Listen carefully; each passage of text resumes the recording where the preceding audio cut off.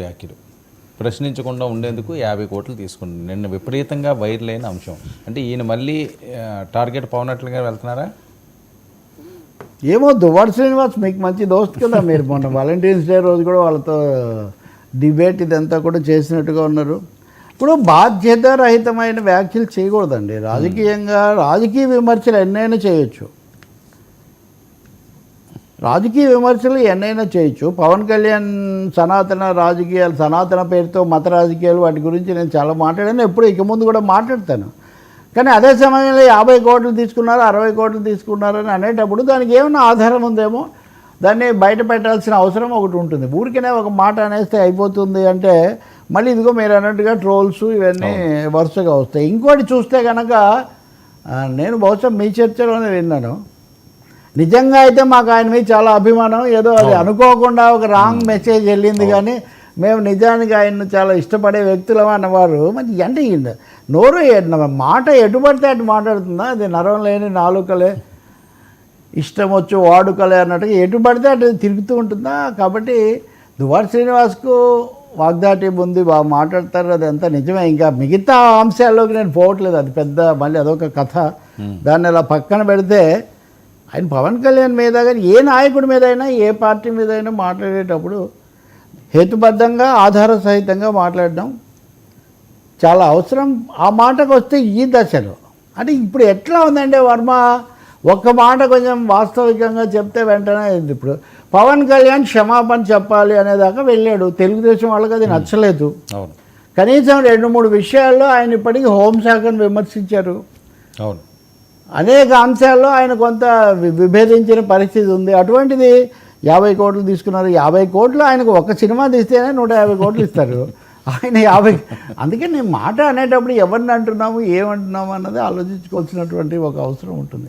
ఇది సమర్థించడం కాదు. పవన్ కళ్యాణ్ ఏదో ఆయన తెలుగుదేశాన్ని సమర్థిస్తాడు, అది దువ్వాడ శ్రీనివాసును దివ్యల మాధురిని సమర్థిస్తాడు ఆయన తెలుగుదేశాన్ని సమర్థించకపోతే. కాబట్టి ఇంకా చెప్పాలంటే ఒక 2 నెలలుగా ఇప్పుడు మళ్ళీ ఆయన వస్తాడు, మళ్ళీ నన్ను చాలా రెస్పెక్ట్ చేస్తాడు. అది నాకు చాలామంది మీద వచ్చే మొహమాటం, అదే మొహమాటం అనండి, ఇబ్బంది అనండి. ఒక 2-3 మాసాలుగా అసలు ప్రజలను, రాష్ట్రాన్ని వదిలేసి కుటుంబ వ్యవహారాలు, సొంత వ్యవహారాల్లో మునిగి తేలిన వాళ్ళు ఎవరు అందరు చూశారు. స్టూడియో వారీగా వెళ్ళి మరీ ఇవన్నీ చేసిన వాళ్ళు. కాబట్టి ఇప్పుడు ఎవరన్నా కానీ ఇప్పుడు ఆయన రష్యా అల్లుడని ఒకరంటే ఇంకొకరంటే వెంటనే ఉపయోగమే ఉంది. ప్రజలు ఈ రాజకీయాలను తిరస్కరించారు. వ్యక్తిగత దాడులు ఇవన్నీ మంచిది కదని చెప్పారు. ఆ వంశీ లాంటి వాళ్ళు కూడా వాటిని ఎదుర్కొంటున్నారు. రాజకీయాలు ఎంతన్నా మాట్లాడండి, గవర్నర్ ప్రసంగాన్ని విమర్శించండి, విశాఖ ఉక్కు మీద పోరాడండి. ఉత్తరాంధ్ర కదండి, ఆ బిళ్ళ విశాఖ ఉక్కు దగ్గర కూర్చోవచ్చు కదా దీని అంతటికంటే. సో చూద్దాం, మరి జన సైనికులు ఎలాగో ట్రోలింగ్లో ఉంటారు కదా, వాడు మామూలుగానే అవసరాన్ని మించి వీరశైవంతో ఊగిపోతుంటారు. వాళ్ళకు ఉన్నవి లేనివి కల్పించి రెచ్చగొట్టుకోవడం వల్ల కూడా ఏం ఉపయోగం లేదు. నేను అనుకుంటాను పవన్ నిన్న సభ దగ్గర మాట్లాడినప్పుడు కూడా తను, తన పార్టీ, తన బలము, తన పునాది వీటిని కాపాడుకోవడం మీద పూర్తి దృష్టితో ఉన్నాడు. 50 కోట్లు కాదు 500 కోట్లు ఇస్తే కూడా ఆయన జనసేనను పెంచుకోవడం మీద ఆయన దృష్టి ఏమీ మారదు. అదైతే నేను రాజకీయంగా దువ్వాడకు చెప్పగలుగుతాను. నాకైతే నాకు పవన్ కళ్యాణ్ లేదా ఎన్డీఏ వాటితో నాకేం సంబంధం లేదు. నాకు ఆ మత రాజకీయాలు, సనాతనం నాకు ఇష్టం కూడా లేదు. సరే ఏంటి, జీవీ రెడ్డి రాజీనామా, టీడీపీ క్యాడర్లో అసంతృప్తి అని చెప్పి వారికి సపోర్ట్గా ఉన్న వాటిల్లోనే వస్తున్న ఎవరి మీద అసంతృప్తి?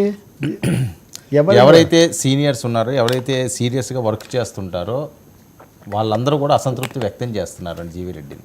అంటే పార్టీ కోసం కష్టపడే వాళ్ళకి ఈ రకంగా ఇబ్బందులు పెడితే ఇబ్బంది అని. సరే, కష్టపడే వాళ్ళు ఏం చేస్తారు సార్ వీళ్ళు? నాకు చిన్న డౌట్ చెప్పండి కొంచెం. నేను 30 ఏళ్ళ నుంచో లేదా ఏదో అంతకుముందు ప్రింట్ మీడియా పక్కన పెడితే టీవీలో వచ్చినప్పటి నుంచి నేను ముఖ్యంగానే ఉన్నాను. కష్టపడి కామెంట్స్ పెట్టాము, కష్టపడి ట్రోల్స్ చేసాము, కష్టపడి వాదించాము, ఇవన్నీ చేయడమే నా కష్టపడడం అంటే. ఒక పార్టీని 40 ఏళ్ళు నిలబెట్టుకోవడానికి 3 సార్లు 4 సార్లు ఓడిపోయినా మళ్ళీ అధికారంలోకి రావడానికి రాజకీయంగా పడే కష్టం వేరే ఉంటుందండి.